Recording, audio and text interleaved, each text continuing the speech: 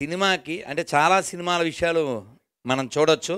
వాళ్ళు తెర ముందు యాక్ట్ చేస్తారు, తెర వెనక యాక్ట్ చేస్తారు. ఇక్కడ 2 యాక్షన్ లేవు. Only faction. నిజం. గట్స్ ఉన్నోడికి హిట్స్ ఉంటాయి.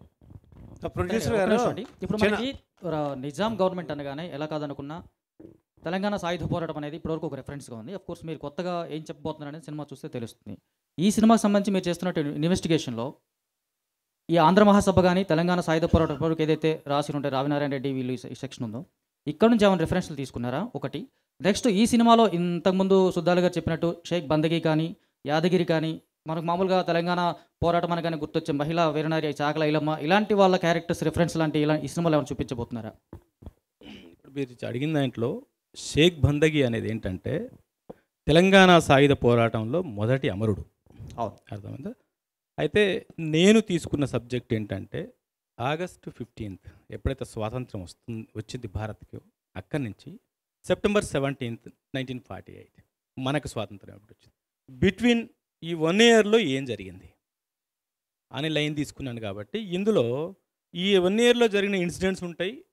దీనికి గతంలో ఇలా జరిగింది అని చెప్పే కొన్ని ఇన్సిడెంట్స్ అది ముందు కూడా కావచ్చు. ఎందుకంటే 1936లో వచ్చింది రజాకార్ వ్యవస్థ. సో 36 కానీ ఇదేంటి 47లో ఫ్రీడమ్ వచ్చింది మనకి. సో ఆ 36 నుంచి వాళ్ళ అరాచకాలు ఎక్కువ ఉన్నాయి కాబట్టి అక్కడ ఏమైనా పిక్ చేయాల్సుకుంటే పిక్ చేసుకున్నాను. తర్వాత ఏమంటున్నారంటే మీరు రావినారాయణ రెడ్డి గారు కానీ, ఆరుట్ల కమలాబాయి గారు కానీ, ఆరుట్ల రామచంద్రారెడ్డి గారు కానీ, మల్లు స్వరాజ్యం కానీ, భీమిరెడ్డి నరసింహారెడ్డి కానీ, మల్లు నరసింహారెడ్డి కానీ, బద్దం ఎల్లారెడ్డి కానీ, చాకలి ఐలమ్మ కానీ వీళ్ళందరూ కూడా వీరనాళ్ళ ఇట్లాంటి వాళ్ళు. నేను చెప్పాను కదా తెలంగాణలో ఊరుకు 4 హీరోలు ఉంటారు. అయితే ఏంటి అంటే నేను తీసుకున్న లైన్లో నా ప్లేలో ఎవరు ఏ పోరాటం ఇమిడి ఉంటుందో, ఏదైతే ఆడియన్స్కి నేను అర్థమయ్యేటట్టు చెప్పగలను, కన్ఫ్యూజ్ అవ్వకుండా చెప్పగలను, అదే చెప్పాను. ఈ పోరాటంలో కమ్యూనిస్టులు తెలంగాణ సాయుధ పోరాటం చేశారు. ఆర్య సమాజు చాలామంది రాధాకృష్ణ మొతాని, నరేంద్ర పవార్, బసవ మానయ్య ఇట్లాంటి పెద్ద పెద్ద వాళ్ళు ఆర్య సమాజ్ పోరాటం చేశారు. స్టేట్ కాంగ్రెస్ నుంచి పరమానంద తీర్థ ఫైట్ చేశారు. రామానంద తీర్థ ఇది జాయిన్ ఇండియా ఉద్యమం మొదలుపెట్టారు ఆయన. ఇట్లా అన్నీ చేశారు. కాబట్టి ఏంటంటే అందరినీ తీసుకున్నాను. నేను ఇంతకుముందు నుంచి చెప్పేది అదే, నాకు ఇది కమ్యూనిస్టుల సినిమానో, కాంగ్రెస్ వాళ్ళ సినిమానో, ఆర్య సమాజ్ వాళ్ళ సినిమానో కాదు. ఇక్కడ విముక్తి కోసం జరిగిన పోరాటంలో పార్టిసిపేట్ చేసిన ప్రజలని ప్రభావితం చేసిన, మోటివేట్ చేసిన నాయకుల అందరిది కలిపిన స్టోరీ. ఎగ్జాక్ట్లీ. మీరు ఈ సినిమాను మత కోణంలో చూడొద్దు అని చెప్తున్నారు. సినిమా ట్రైలర్లో చూస్తే ఇక్కడ హిందూ మహిళలు, పర్టికులర్గా హిందూ మహిళల ఒక రెసెంబ్లెన్స్ కనిపిస్తుంది. ఇప్పుడు మీరు వేదిక మీద మాట్లాడుతున్న ప్రతిసారి పాకిస్తాన్ ఎగ్జాంపుల్గా చూపిస్తూ ఉన్నారు. అప్పుడు మత కోణం కాకుండా ఎలా ఉంటుంది ఇది? 100% మత కోణం కాదు. ఎందుకంటే మీరు ఏం చెప్పారంటే హిందువులు, హిందూ మహిళలు, హిందూ అన్నారు. Not like that. వాళ్ళని రెసెంబ్లెన్స్ చేస్తూ సన్నివేశాలు అంటే గాజులు పగలగొట్టడం ఇలాంటివి. అప్పుడు హిందువులకు రిప్రజెంట్ చేస్తున్నట్టు కదా, అంటే తెలంగాణ సమాజాన్ని కాకుండా పర్టికులర్గా హిందువులను రిప్రజెంట్ చేస్తున్నట్టుగా ట్రైలర్లో ఉంది, అంతే, సినిమాలో ఉందని. అప్పుడు మత కోణం కాకుండా ఎలా ఉంటుంది అంటే ఇప్పుడు మతం అనేది మీకు ఎందుకు వస్తుందంటే అక్కడ విలన్ అనే అతను ఒక మతానికి సంబంధించిన వాడు కాబట్టి మీకు మత కోణం కనిపిస్తుంది. ఆ విలన్కి అపోజిట్గా ఎగ్జాక్ట్గా మీరు తీసుకున్నారని అది ట్రైలర్ అధికార వ్యవస్థకి తెలంగాణ సమాజాన్ని కాకుండా హిందూ సమాజాన్ని ముందు తీసుకొచ్చారు కదా, ఆబ్వియస్గా 2 మతాలే కనిపిస్తున్నాయి కదా ఇక్కడ. అదే చెప్తున్నా. ఇప్పుడు నేను తెలంగాణ వాడిని, ఓకే, మన పూర్వీకులు సినిమా చేసినప్పుడు అలా బొట్టు పెట్టుకొని విలన్ క్యారెక్టర్ ఏం రబ్బాయి ఏం చేస్తావు అని తీశారు కదా. ఇక్కడ తెలంగాణ వాడు విలన, బొట్టు పెట్టుకున్న హిందూ విలన్ అని తీశారా ఇన్ని రోజులు సినిమాలో? కాదు కదా, ఆ క్యారెక్టర్ కోసం తీశారు. ఇక్కడ కూడా అధికారంలో ఎవడున్నాడు, దుర్వినియోగం ఎవడు చేశాడు, వాడి మీద చేశాం సినిమా. వాడు చేసిన అరాచకాలు చేశాం. అధికారం మత్తుతో చేసిన అరాచకాలని చూడండి. వాళ్ళు చేసిన అరాచకాలు ఇక్కడ హిందూ రాజ్యం, హిందూ సమాజం, హిందువులే ఉంటారు, హిందూ స్త్రీలే ఉంటారు. వాడు చేయగలిగింది ఏం చేస్తారు? మహిళని మహా అంటే మానవంగం చేస్తారు. అదే చేశాడు కాబట్టి అదే చూపించాం. మరి హిందువులే ఉన్నారు కదా, ఇక్కడ ఉన్న సమాజం అది కదా జరిగింది. కాబట్టి అందుకే నేను ఏమంటున్నానంటే అధికారి ఏ మతం అనేది మర్చిపోకాసేపు. అవమానపడ్డాడు, బాధించబడ్డాడు, ఏ మతం అనేది మర్చిపో. పేదోడు, ఆడది, రైతు, కూలి, శ్రామికుడు, గ్రామీణుడు, అర్థమైందా? వీళ్ళ మీద, నీ చదువు మీద, నీ బుద్ధి మీద, నీ నాయకత్వం మీద, నీ అధికారం మీద, నీ డబ్బు మీద, నీ అస్తిత్వం మీద వరుసగా క్యూ రాసి స్కెడ్యూల్ వేస్తాం కదా మనం సినిమా తీసేటప్పుడు. ఫస్ట్ ఎక్కడ నొక్కాలి? వీడికి చదువు లేకుండా చేయాలి. నెక్స్ట్ ఎక్కడ నొక్కాలి? వీడికి డబ్బు లేకుండా చేయాలి. నెక్స్ట్ ఎక్కడ నొక్కాలి? వీడికి అధికారం లేకుండా చేయాలి. ఇవన్నీ అయిపోతే ఏం చేస్తాడు? వాడు నిర్వీర్యం అయిపోతాడు. అప్పుడు ఏం చేయాలి? మీద చేయాలి. అప్పుడు వినకుండా ధైర్యంగా ఉంటే మానం తీయాలి, ప్రాణం తీయాలి. అక్క లేదు, చెల్లి లేదు, అమ్మ లేదు, తల్లి లేదు, పిల్లలు లేరు, ఎవరు అందరి ముందు మానం చేయాలి. చేశారు, అదే చూపించాం. ఓకే, ఫైనల్గా అయితే ఇప్పటివరకు వాస్తవంగా చూసుకుంటే తెలంగాణ ఈ సాయుధ పోరాటం లేదా మనకి దీనికి సంబంధించిన రజాకర్ దాంట్లో భైరాన్పల్లి ఎపిసోడు వాస్తవంగా ఎవరు అంత హైలైట్ చేయలేదు. ఈ సినిమాలో మీరు హైలైట్ చేశారా? 100% చేశాం భయ్య. ఎందుకు చెప్పానంటే నా సెట్ కనిపించింది కాబట్టి బైరాన్పల్లి చెప్తున్నాను. ఎగ్జాక్ట్లీ. అంటే ఇక్కడ ఇక్కడ నిజానికి 100 ఇక్కడ ఏమైందంటే ప్రతి ఊరి నుంచి ఒక పోరాటం జరిగింది. అవును. మనకు బైరాన్పల్లి పుస్తకాల్లో ఉంది కాబట్టి మనం ఎక్కువ చూసాం. కానీ ప్రతి ఊరు నుంచి ఇప్పుడు ఇక్కడ మన దగ్గరలో ఉన్న అప్పంపల్లిలో ఒకేసారి 1000 మంది అటాక్ చేసి 200 మందిని టపా టపా టపా కాల్చిపోయారు. ఎందుకు కాల్చారంటే కాల్చినోడు తెలీదు, సచ్చినోడు తెలీదు. అప్పంపల్లి అది నేను తీసుకోలేకపోయా. అట్లా చాలా ఊర్లు ఉన్నాయి. మా సతీష్ ఉంది పరకాల, దానికి ఒక విశిష్టత ఉంది. సో అక్కడికి వెళ్ళి నివాళులు అర్పించి వచ్చాం. అది అట్లా మనకి చెప్పాను కదా, ఏది అవసరమో అది తీసుకున్నాను. ఇంకొక ఆన్సర్ చెప్పాలి. ఇంతకుముందు అడిగింది సతీష్ అడిగాడు, సో అండ్ సో పార్టీ ప్రస్తుతం అధికారంలో ఉంది కదా, ఇబ్బంది పెడుతుందా అని.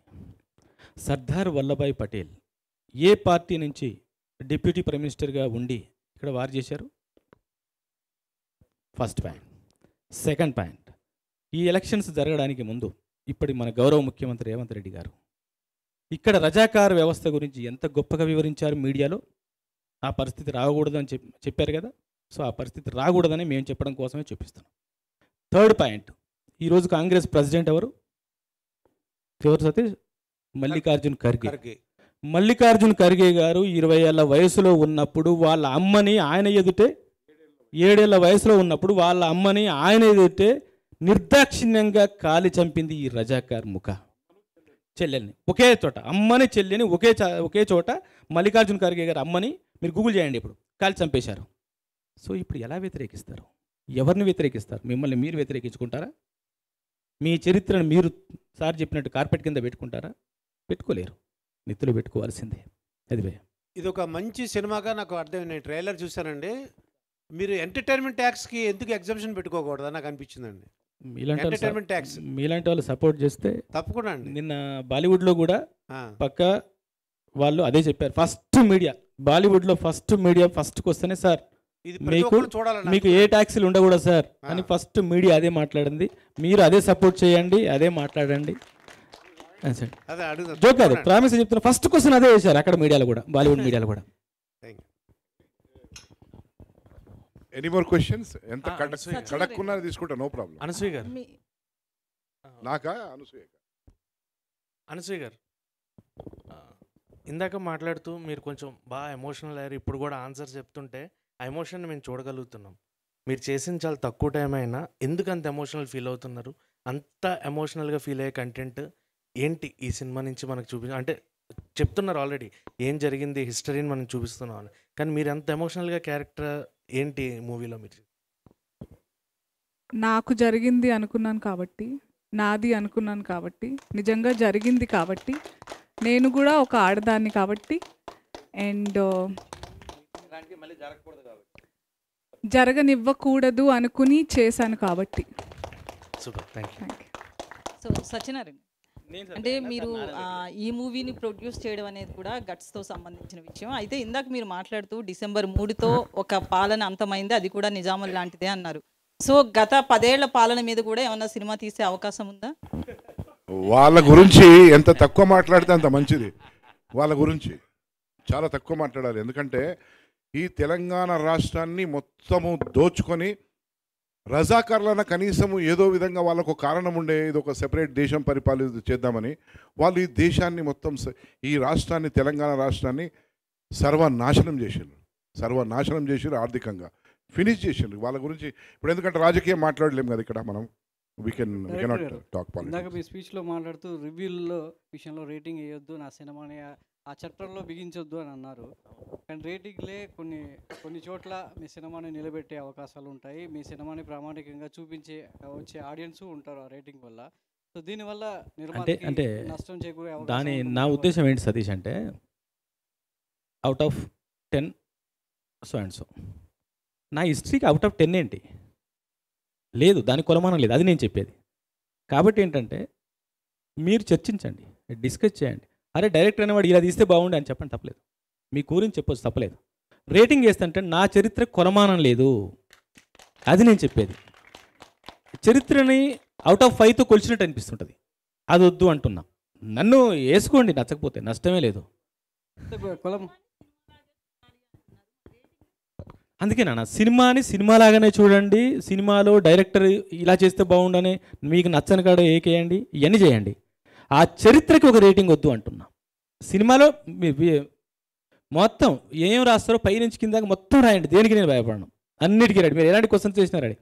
కానీ ఏంటంటే నా చరిత్రకు out of 5 no doubt, out of 1000 కూడా లేదు.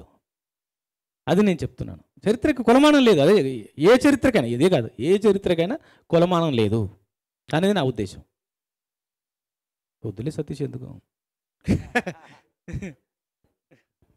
Thank you.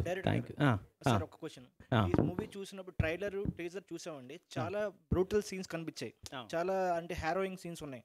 అంటే నాలుగు తీసేయడాలు, అలా పొడవడాలు, అండ్ కత్తితో పొడిచడం ఉన్నప్పుడు అలాంటి సీన్స్ తీసినప్పుడు అంటే 60-70 years బ్యాకే ఇలాంటి స్టోరీ జరిగింది రియల్గా.